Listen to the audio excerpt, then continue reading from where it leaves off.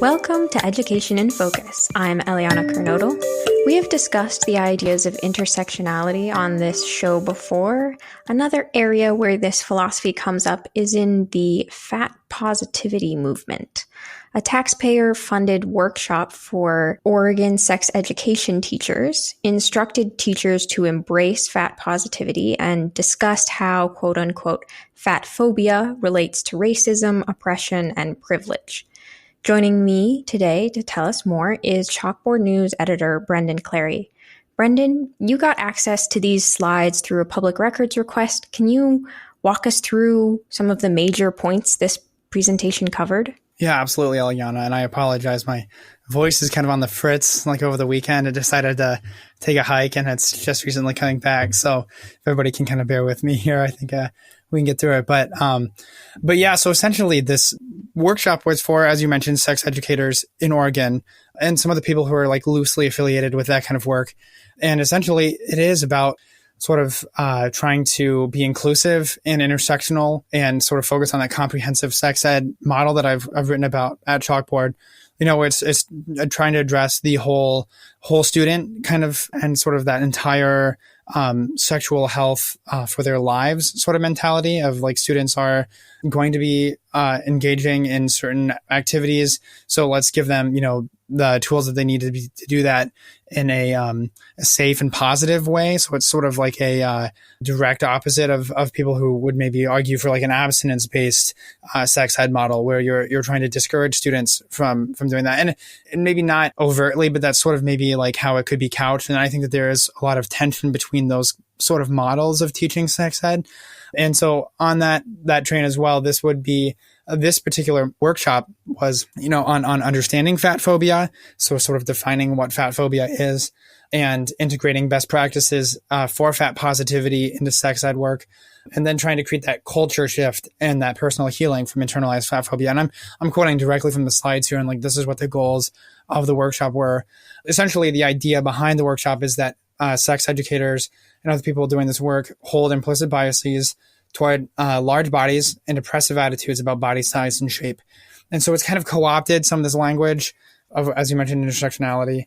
But essentially, you know, the whole workshop is focused on trying to define what fat phobia is and trying to move educators away from that so that they can try to like create inclusive spaces. And so it's sort of trying to say, if you're not doing this, if you're not doing like the fat positivity work, then your sex ed class is not going to be as inclusive as it needs to be for students. Yeah, let's get into this idea of intersectionality a little bit more. How does it play into this discussion? Yeah, I think that's a great question because, you know, as I've written about, intersectionality sort of focuses on the different characteristics and how they can combine to create different levels of oppression, right? And so it's sort of this worldview of if you are oppressed because of your identities, you can have like colliding oppressions essentially because of your colliding identities. So if you're because of your race and your gender and your size, in this case, these could all be different things that would be a part of your oppression. And there's a lot of different people who, you know, completely reject that, or, you know, they say that this is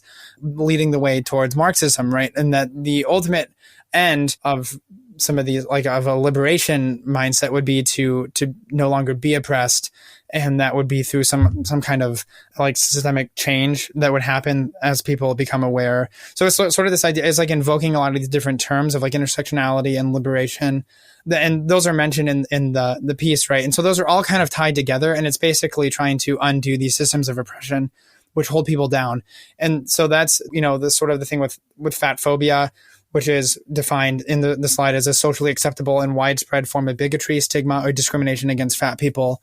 And so a lot of the presentation goes into like how people have sort of generally internalized fat phobia and, you know, how that sort of plays out both personally and institutionally. And so that's that was like the first part of the piece, just kind of defining the terms and saying like, this is what this means and the different kinds of models that are there. But with that intersectionality lens, you know, you're kind of viewing this in terms of like the oppressed and the oppressor. And the presentation also talked about the connection between fat phobia and racism. And that's not necessarily something I think a lot of people would implicitly think of. But what is the claim that they're making about that? Yeah, so that the claims from that are on one slide in particular, where the workshop focused on the racial origins of fat phobia, and that's based on a book by Sabrina String. So they were, I think, pulling from a lot of the assertions in this book too, called Fearing the Black Body. And the presenter said this is based on racist pseudoscience and eugenics and Christian hegemony, which linked fatness to blackness and ungodliness. So these are the claims that they're making, that like back in the 19th century, there was like a coherent ideology of fat phobia that was sort of created, and that this kind of emerged in response to slavery and to solidify whiteness in the body. These are the terms and phrases that they're using. I'm quoting directly from the slide here.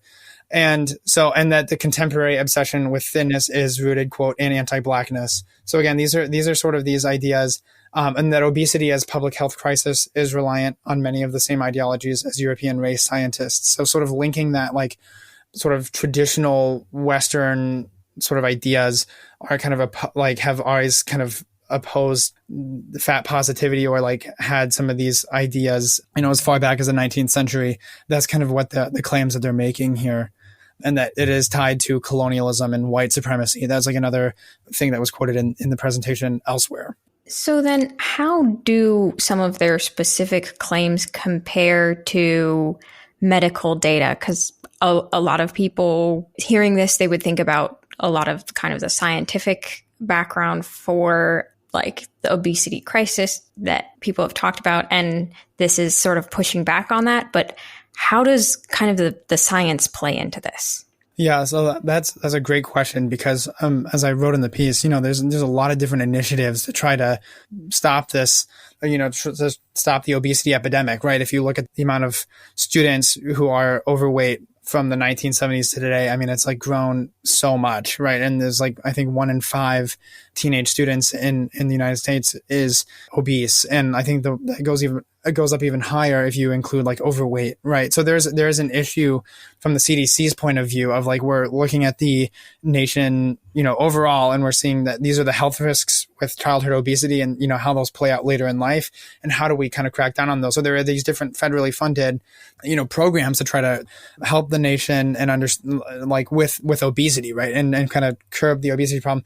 The presentation, I think, does definitely push back and says explicitly, that sex education is often taught in the same context as other health education, including nutrition and fitness education. They're talking about some of these other sorts of like top-down mandates about health and fitness education. And it says that a majority of nutrition and fitness education is fat phobic. So it's sort of not, I mean, you can maybe say explicitly, but at least implicitly would sort of reject some of this medical understanding. And I think it does go into like the different models of thinking about body weight. And so that it does talk about the medical model, and sort of rejects that, I think, as saying it's not as helpful as the fat positivity, because it describes the medical model as like fatness is objectively measurable and it's a risk factor, and it always means it's unhealthy. So I think that is it is pushing back against that medical model and sort of putting that fat positivity, ideology sort of holding it at a higher value, right? So I think that these are at odds with each other. Like you have sort of the medical establishment from, the CDC saying one thing, and then this presentation telling sex educators, health educators to go and do something, that's saying like, no, it is healthy. So I think that they are sort of at loggerheads, right? They're sort of competing ideas of what it means to be healthy, or to sort of have these conversations around body weight. Well, Brendan, thank you for your insights on this story. Listeners can keep up with this story and more at chalkboardnews.com.